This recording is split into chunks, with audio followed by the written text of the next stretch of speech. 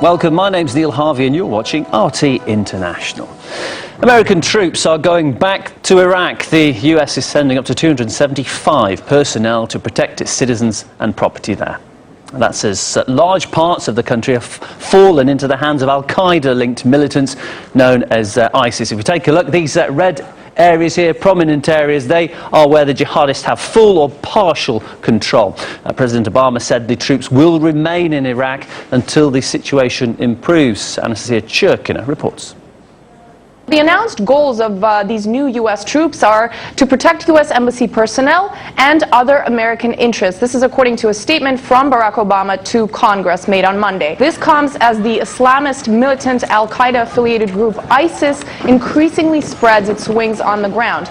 Now, the statement released by the White House on Monday says the troops would stay in Iraq until the security situation gets better. Additionally, a separate special forces mission, which is yet to be officially approved by Washington, would focus on training Iraqi troops on the ground. This comes as last Friday, of course, Barack Obama had reiterated the commitment to not send U.S. troops back into combat into Iraq. We will not be sending U.S. troops back into combat in Iraq, but I have asked my national security team to prepare a range of other options that could help support Iraq security forces. According to the Pentagon, over the weekend, around 170 U.S. personnel began arriving in Baghdad. All of this, of course, comes amid growing concerns that a decade after the U.S. invasion, Iraq is continually spinning out of control. And the question is, what steps are yet to be taken by the U.S.? And on Monday, ISIS released these photos, seeming to show the mass executions of Iraqi soldiers. The country's chief military spokesman said that the pictures were indeed authentic and show around 170 soldiers killed. However, the group itself claims it executed 10 times that amount. And as Ghane Chichikan reports, the growing might of jihadists in Iraq is provoking a strong reaction from the US. Washington is now pondering over how to bomb Iraq in such a way as to not provoke a backlash. After all, the crisis there has a strong sectarian background, with the militants being Sunni Muslims. So what's your response to airstrikes just aren't the answer here? Well, they're not the whole answer, but they may well be one of the options that are important to be able to stem the tide and stop the movement of people who are moving around in open convoys and trucks and terrorizing people. The sectarian component in Iraq's crisis is already altering traditional alliances. Iran wants to cooperate with the U.S. to assist Iraq's Shia government.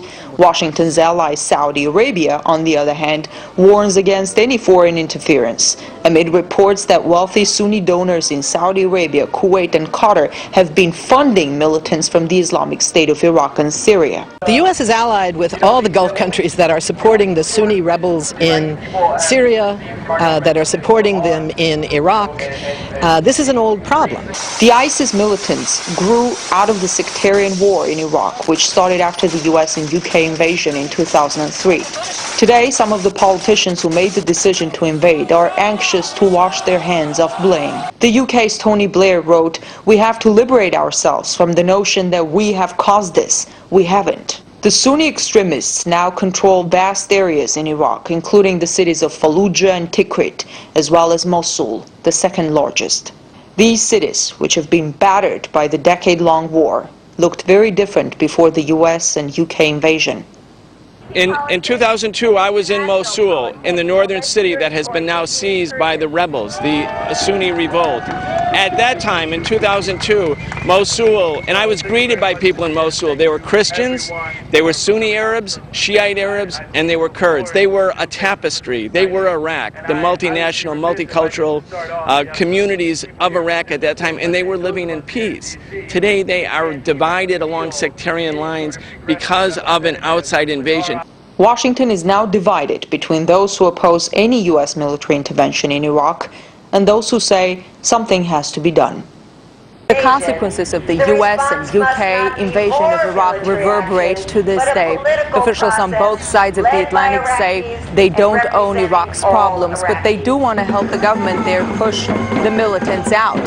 However, many experts agree their return will only be a matter of time. In Washington, I'm Ghane Chichikan, RT. Who are ISIS? Well, they emerged in Iraq right after the US-led invasion and pledged allegiance to al-Qaeda.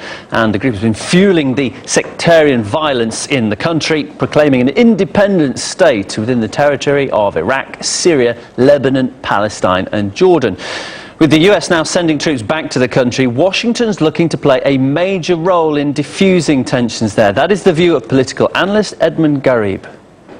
I think part of this is also, as was said, to protect the U.S. facilities, the U.S. embassy, but also to send a clear signal that the United States could play a role in helping the Iraqi government. But the kind of help that we have been hearing about is a little bit different. This would be if the U.S. unilaterally uses the Air Force to attack the forces of the Islamic State in Syria and Iraq, if it also uses the drones to attack these forces and opponents of the Iraqi government. I think to a large extent you have to go back to the 2003 war. U.S. administration that ran Iraq, the governments that were put in charge, I think ought to bear a huge responsibility for the disaster that we have seen in Iraq since that time.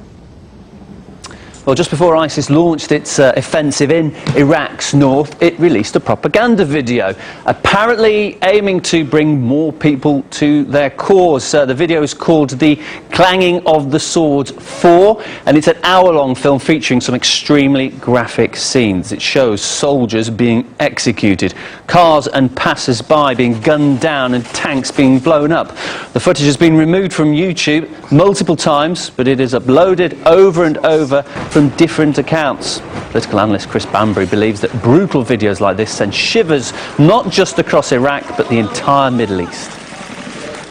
One, that they are brutalised, but secondly, of course, as well, they're well used to social media in terms of projecting themselves.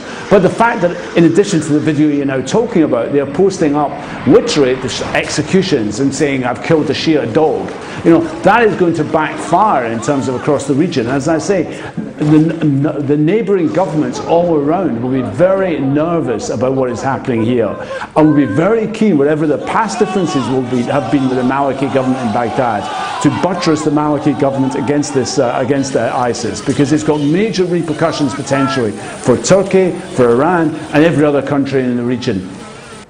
Meanwhile, whistleblower Chelsea Manning has accused the US of lying about Iraq. The former US intelligence analyst and WikiLeaks informant says the American military has been controlling the media's coverage of the war in the country. And you can catch the details later today in Breaking the Set. On Sunday, Manning released a New York Times op-ed entitled "The Fog Machine of War," in which she lays out all the ways that the military's control of the American media led to vastly different public portrayals of Iraq than the reality on the ground. Manning starts by writing, quote, "I believe that the current limits on press freedom and excessive government secrecy make it impossible for Americans to grasp fully what's happening in the wars we finance." She goes on to point out how nearly all of the American news coming out of Iraq in 2010 focused on how the election signaled a new era of stability and peace in the country. Except as an intelligence analyst, Manning saw firsthand classified reports outlining Prime Minister Nouri al-Maliki's crackdown against political dissidents, including torture and murder under his elected government. But these types of stories weren't being reported, largely because of the military's embedded reporter system, in which journalists are carefully vetted for the opportunity to write stories while under military protection. Manning notes that, quote, "This system is far from unbiased. Unsurprisingly, reporters who have established relationships with the military are more likely to be granted access. Less well known is that journalists whom military contractors rate as likely to produce, quote, favorable coverage based on their past reporting also get preference."